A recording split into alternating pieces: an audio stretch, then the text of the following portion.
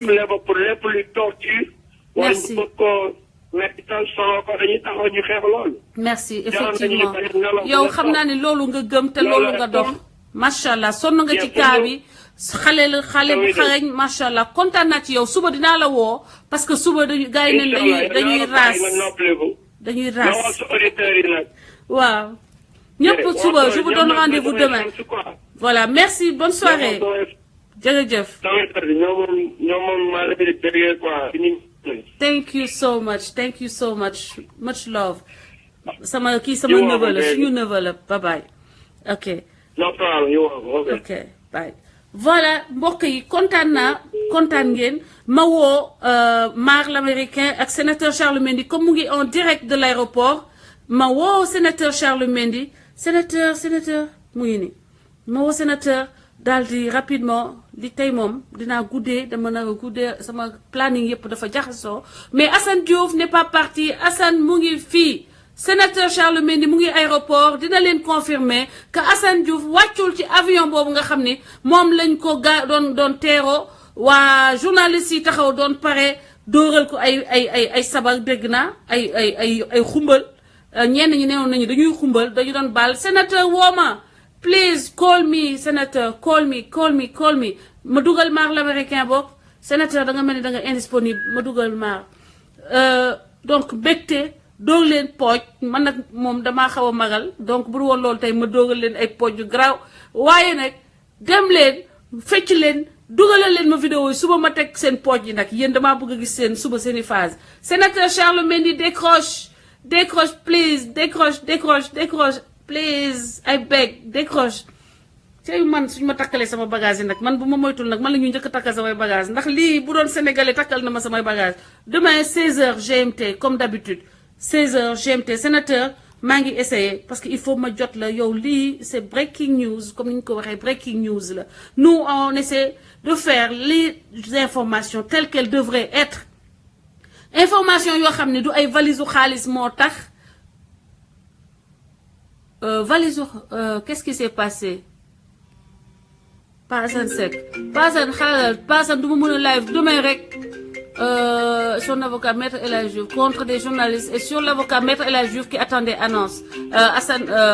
Assane Pa Assane please tomorrow rendez-vous tomorrow I have to call sénateur Charles Mendy mu ngi direct de l'aéroport mënuma jot Maître El Hadji Diouf peut-être que demain dinañu xool nu ñuy def lu dugal Maître El Hadji Diouf ci live bi mais actuellement sénateur Charles Mendy demoon na ba aéroport mu ngi woon sur place moom laa doon woo pour que mu wax leen gars yi lan moo xew aéroport te en temps vraiment de la part de quelqu'un dont on connaît l'honnêteté intellectuelle oui sénateur asalaamaaleykum oui waaleykum salaam. waaw man ñun de fi mu ne nii dañoo man sama ndigg bi mooy métti dax toog Quelle est la nouvelle?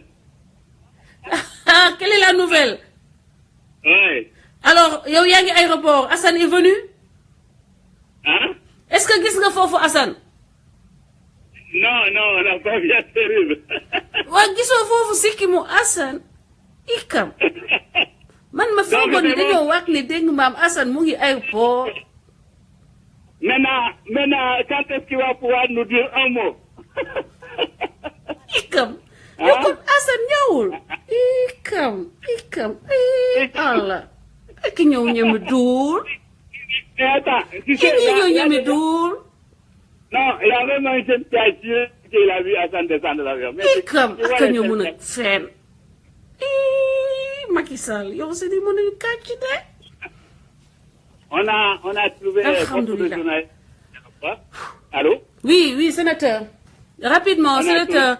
Yow fi mu toll nii yow lay jox la parole nga wax ñu la situation à l'aéroport plus sérieusement et après ma dugal rapidement Mar l'américain ñu tëj waxtaan bi ba suba. duul na liste. Attends, GFM, RFM, TFM, Ops, bravo.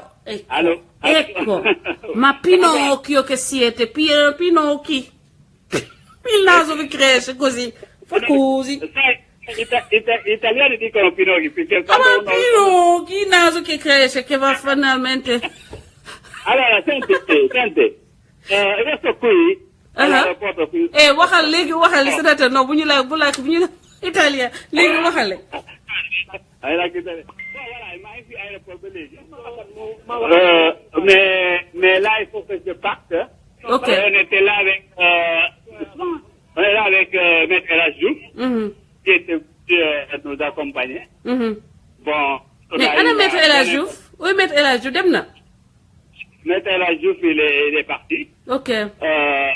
Maintenant, quand on a eu la bonne information, on a demandé à partir. Même la famille aussi est déjà partie.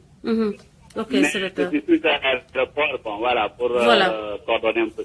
Très bien. Merci beaucoup. Merci, Il y a sénateur. il y a plein de journalistes ici, mais comme tu ne veux pas parler aux journalistes, on laisse tomber. Allô, François? Oui. Allô? Oui. Allô? Ouais, Ibrahima Sall, journaliste Vox Populi. Oui. Puis, donc, pratiquement tous les journalistes sont là. Oui. On attendait l'arrivée d'Assane, malheureusement, ñu génn. Léegi Oui. dama bëggoon nga confirmer ñu, léegi présentement ani Assane, fan la Assane nekk pour ñun ñu xam. Voilà, maa ngi lay nuyu bu baax Ibrahima di la gërëm bu baax vraiment ci effort boobu ngeen def dem fekkee doon xaar doon teeru Assane Diouf aéroport Sen Dakar aéroport Léopold Sédar Senghor.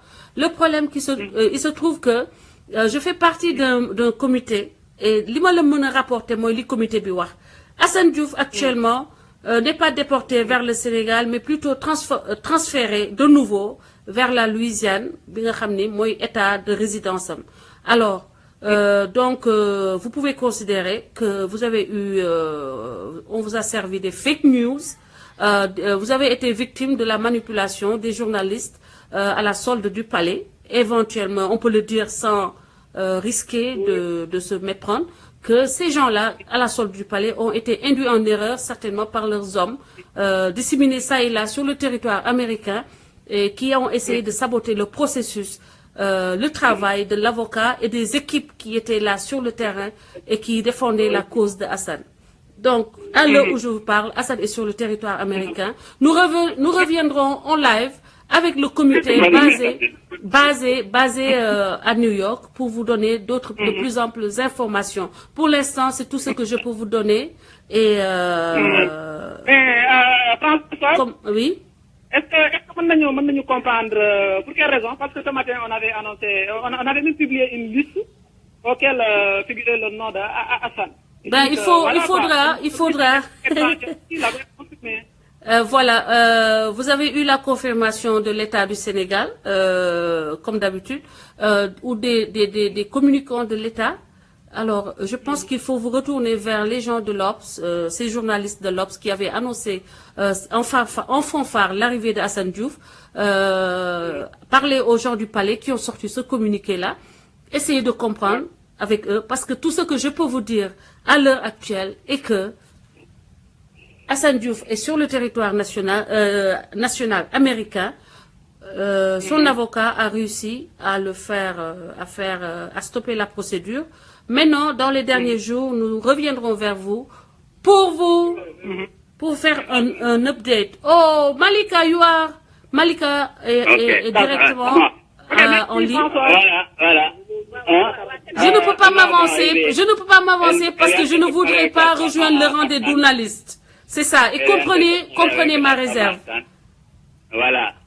Ok, François. Donc, moi, je décolle. Je peux partir? Oui, sénateur. Vous pouvez rentrer. Merci beaucoup. Merci, sénateur. On se reprend plus tard. On se reprend tout à l'heure. Dès que j'arrive à la maison, je t'appelle. Merci, mon frère. Allez, à tout à l'heure. Voilà, donc, excusez-moi, xawma ñi may woo, damay suivre comme d'habitude rek. Sama kii. Voilà. J'appelle, sénateur, donc on se rappelle. J'appelle Mar américain après ñu tëj waxtaan bi. Merci, sénateur Charles Mendy. Merci de vous être déplacé. Vous montrez encore une fois votre disponibilité pour le Sénégal, votre intérêt. Malika, stay strong. Du ma mën a def live actuellement mbokk yi damay woo benn waay boo xam ni Mar l'américain la tudd mu ngi nekkoon ci dossier bi baal leen ma maa ngi leen di jéggalu ku ma jëlul ku ne rek maa ngi lay jéggalu mais may leen ma woo benn sénégalais lay woo su ma paree damay dem parce que samay doom seeni devoir war naa ko superviser contrôler xool ndax liggéey nañu bu baax wala am na lu ñu war a corriger loolu bu ma paree tegal leen ñu reer guddee na déjà je suis sortie de mon de mon timing mais je l'ai fait exceptionnellement vu la situation. Et donc di wax ni que ci juboo ci la lépp xaj àndandoo doon say moo gën a yomb gis ngeen camerounaise boobu vidéo bi mu def di leen expliquer le principe du balai nu mu mënti demee mënuñu ñëpp nekk xarit ñëpp mënuñu bokk nekk xarit mais nañu jéem a rafetal xam ni que in fine ñun ñëpp dañoo nekk Sénégal la ñu bëgg du dëgg dañoo ne mënuma la bàyyi sax ay waay duma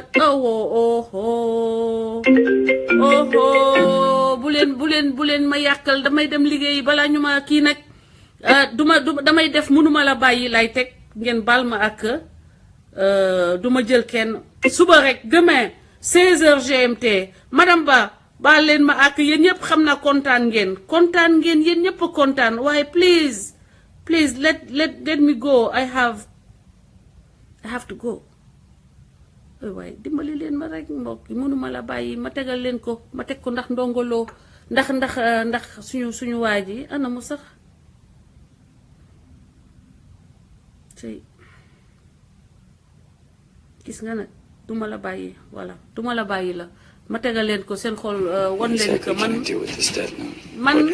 nee woon naa leen ko sànq lu fu mu munti nekk man yaay faalu cause bii la maa ngi dem naa ba Nouveau Dof waaye nag comprendre leen ni que c'est pour le Sénégal maa ngi teg musique bi te dem dina gis nga doo mën a sax teg musique voilà mbokk yi donc ba suba je vous donne rendez-vous 16h GMT muy 18h Paris pour un prochain rendez-vous ñu waxtaan ci mbiru kii bi maa ngi dem jublu si samay leçon wu doom yi ak sa li jëm si samay waa kër bonne soirée à tous Assane est en Amérique nañu continuer ñaan yi continuer leen prières yi merci beaucoup Baba Aïdara aw mag moom benn problème aw ma problème benn sénégalais dañuy am difficulté nag dañu am ay problème c'est-à-dire duñu bokk li ñuy xalaatee duñu bokk ay moyens méthode li ñuy doxalee mais lépp pour Sénégal la ku ne jàpp fa mu jàpp in fine dina nekk lu baax ci Sénégal nga ba mu dem boo ko digal bopp ndax su ma nee dimbali nga ba mu dem boo ko xelal ko demain su xamee dimbali maa ngi leen di tàccul yéen ñëpp good night everybody thank you